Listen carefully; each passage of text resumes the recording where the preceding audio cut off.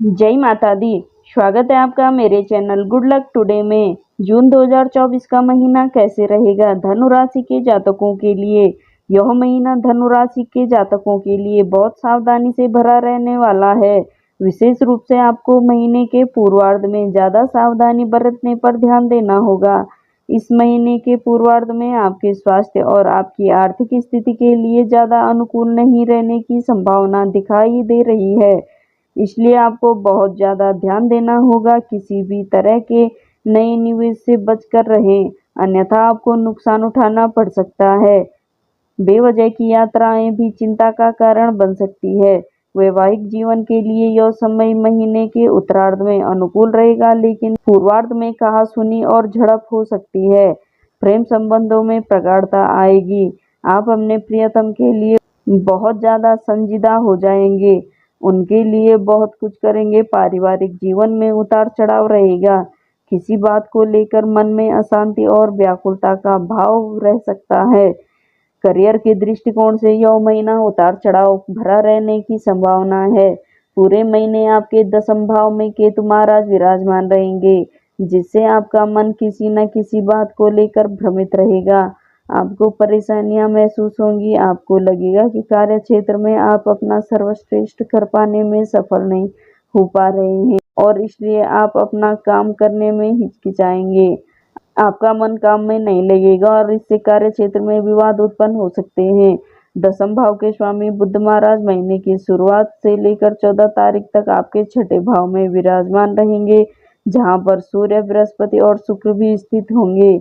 यह आपके संघर्ष को दिखाता है। आपको अपने कार्य क्षेत्र में जमकर पसीना बहाना पड़ेगा और बहुत मेहनत करनी होगी।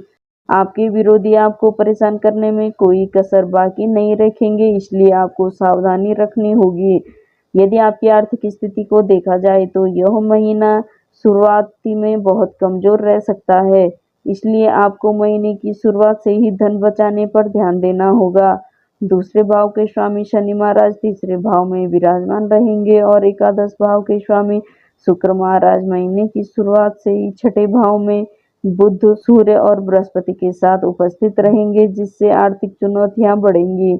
आपके खर्चों में बढ़ोतरी होगी। हालांकि अच्छी बात यह है कि पूरे महीने मंगल महाराज पंचम भाव में बैठकर आपके एकादश भाव को देखेंगे और अष्टम दृष्टि से द्वादश भाव को देखेंगे, जिससे बीच बीच में आपको अच्छी आमदनी देते रहेंगे और आपके खर्चों में कटौती करने में महत्वपूर्ण भूमिका निभाएंगे। यह महीना स्वास्थ्य की दृष्टिकोण से थोड़ा कमजोर रहने की संभावना है। आपकी राशि स्वामी बृहस्पति महाराज पूरे महीने छठे भाव में विराजमान रहेंगे। उनके साथ सूर्य, बुध और शुक्र भी उपस्थित रहेंगे। यह ग्रह स्थिति आपको बीमार बना सकती है। पंचम भाव में मंगल अपनी राशि के तो होंगे, लेकिन उन पर तीसरे भाव में बैठे शनि की पूर्ण दृष्टि भी होगी। इस प्रकार पंचम और षष्ठ भाव पूर्ण रूप से प्रभावित होगा और आपको पाचन तंत्र, पेट से जुड़ी समस्याएं, तिल्ली और बड़ी आंत से संबंधित कोई समस्याएं परेशान कर सकती है। यदि आप किसी प्रेम संबंध में हैं तो आपके लिए यह महीना अनुकूल रहने वाला है। मंगल महाराज अपनी ही राशि में होकर पंचम भाव में विराजमान रहेंगे। आप समय से पहले प्राप्त कर देंगे, उनसे कई बार मिलेंगे भी। आपका मन करेगा कि उनसे घंटों बात करें, अपने दिल की हर बात उनसे साझा करें। आप उनके साथ अपने जीवन के रंगीन सपने सजाएंगे, उसके लिए बहुत कुछ करेंगे और उनके साथ घूमने भी जाएंगे।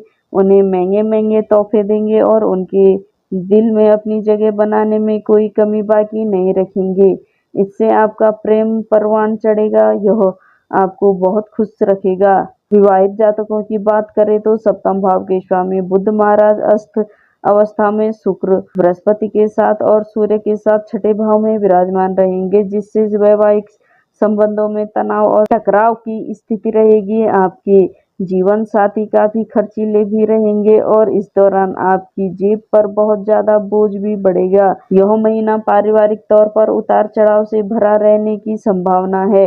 आपको पारिवारिक तौर पर कुछ अशांति का अनुभव होगा और आपको सुकून महसूस नहीं होगा, इसलिए आप कोशिश करेंगे कि कुछ समय से ज्यादा बाहर रहें। दूसरे भाव के स्वामी शनि महाराज तीसरे भाव में विराजमान रहेंगे, जिससे अपने भाई बहनों की मदद करेंगे। आर्थिक तौर पर भी उन्हें काफी मदद करेंगे। आवश्यकता पड़ेगी तो बिल्कुल भी नहीं हिचकिचाएंगे और उन्हें पूरी तरह से मदद करेंगे, जिससे उनसे आपका प्रेम बढ़ेगा। कुटुंब के मामलों में सावधानी के साथ साथ प्रेम की आवश्यकता होगी और आपसी जुड़ाव बना रहने की संभावना है। लेकिन चौथे भाव में राहु महाराज और दसम भाव में केतु महाराज की उपस्थिति होने के कारण पारिवारिक जीवन में खुशी का माहौल रहेगा। माता पिता को स्वास्थ्य समस्याएं प्रभावित कर सकती हैं, इसलिए आपको उनके स्वास्थ्य पर ध्यान देना होगा। चतुर्थ भाव के स्वामी बृहस्पति महाराज छठे भाव में सूर्य शुक्र बुध के साथ विराजमान रहेंगे। कोर्ट कचहरी के मामलों में आपको परेशानी और खर्च के बाद सफलता मिल सकती है। किसी नई जमीन के लिए परिवार के सदस्यों से सहमति लेने से पहले सोच लें, क्योंकि वह संपत्ति विवादित हो सकती है और बाद में उसके लिए आपको परेशानी उठानी पड़ सकती है। महीने के उत्तरार्ध में घर में प्रेम बढ़ेगा और आपसी सामंजस्य भी मजबूत रहेगा। उपाय के लिए आपको प्रतिदिन अपने मस्तक पर केसर का तिलक लगाना चाहिए। गुरुवार के दिन ब्राह्मण अथवा विद्यार्थियों को भोजन कराना चाहिए। मंगलवार के दिन अपने किसी भाई को कोई गिफ्ट ना दें। रविवार के दिन सूर्य देव जी को तांबे का पात्र में गुड़ और कुमकुम डालकर जल अर्पित करें। जय माता दी। और अगर आपने अभी तक मेरे चैनल को सब्सक्राइब नहीं किया है तो कृपया चैनल को सब्सक्राइब करें। फिर मिलेंगे अगली एक नई वीडियो में, तब तक के लिए गुड लक फॉर यू।